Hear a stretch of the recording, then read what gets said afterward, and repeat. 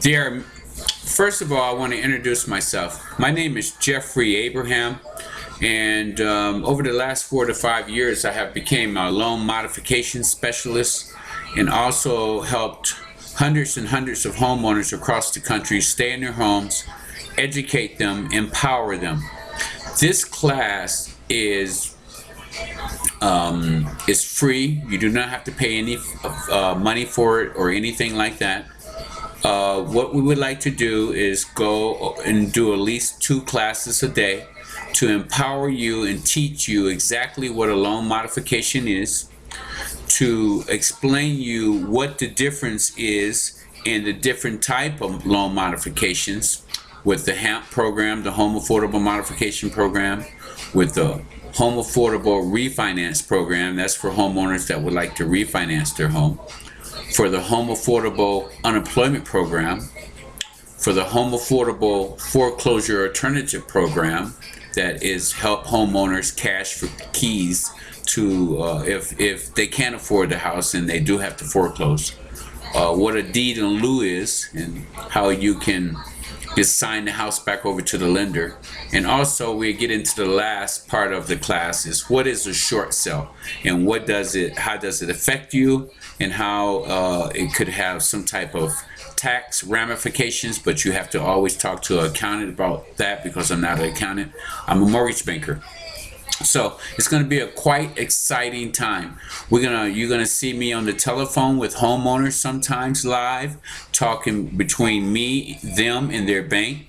We're gonna ask also that some of our shows will be recorded for training purposes, and also we will get waivers from homeowners to make sure that their privacy is not invaded in no form, fashion, or way.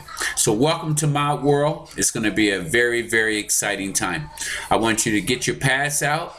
I want you to put your coffee pot on or your teapot. And I'm going to go over a lot of things with you to show you exactly how to get a modification. The first thing, what I would like to talk about, what exactly is a modification? Okay, the modification arise. There was a bank called IndyMac Bank. Now they are named One West Bank. Sheila Blair, which is the chairwoman of the FDIC, the Federal Depository Insurance Commission, that basically control all of banking and the buying of banking and the selling of different banks and making sure that the consumers and all the regulatory policies are followed. Sheila Blair, back in 2003 up until 2006, they started a program at IndyMac Bank, and they started modifying loans.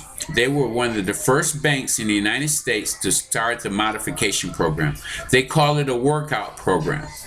This is before they even had the HAMP program. The banks were doing something called a traditional loan modification or in-house program that the bank offered themselves. This is where a group of guys, they sit in a room, they say, okay guys, we got a lot of homeowners who are upside down, who are 60 days or more late on their mortgage payment, and we have to come up with some kind of workout program to keep them in their house.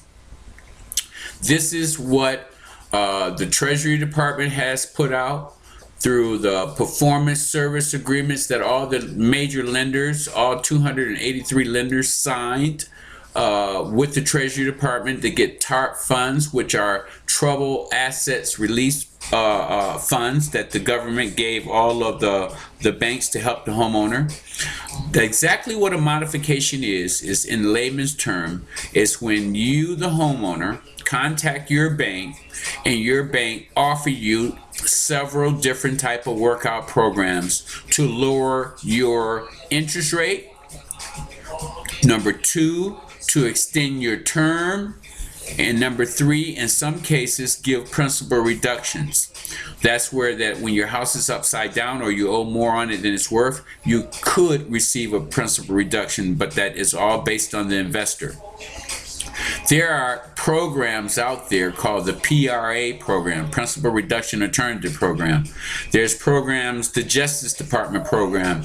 Back in May of 2012, there was one of the biggest bank settlements in history Okay, there was a $20 billion settlement. So $25 billion got allocated from 14 major lenders, starting with Bank of America all the way down to Wells Fargo.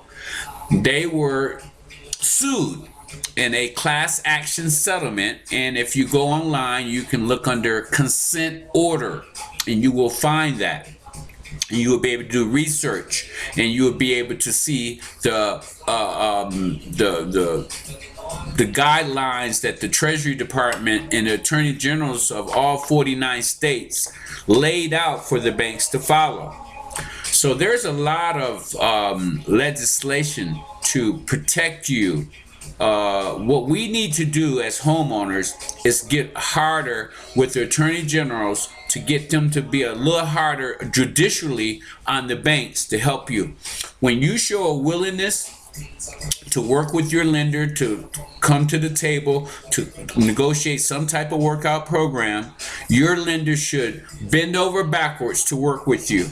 The first thing they should offer you that the Treasury Department says in their directives, the Treasury Department passed in the Financial Stability Act special directives, supplementary directives that we say we have to set aside some type of guidelines for the banks to follow. A lot of banks, they won't follow the guidelines. They just kind of like make it up as they go along. But there is a set of rules that the banks should adhere by. So what we try to do is show you those rules. So we're going to document everything that we say here in with My World. We want to make sure we bring the right factual information to the homeowner, and that you can follow this on a daily basis, once or twice a day, and learn what you need to know. A workout program is simply when you sit down with your bank to get a lower interest rate, a term extension, or principal reduction to change the interest rate you got now. Treasury Department mandated that the payment is 6% less than what you are paying now, principal, interest, taxes, and insurance, or $500. It has to make sense. Why give a loan modification and the homeowner is going to fail the program? If you're going to lower their payment by $25 to $150, Mr. Bank of America, Mr. Wells Fargo, Mr. Chase, that's not going to do any good for anybody. That paper is not even worth that money what it's printed on. So let's start giving some type of modifications that's going to be effective to the homeowner. That's going to put more money in the homeowner pocket.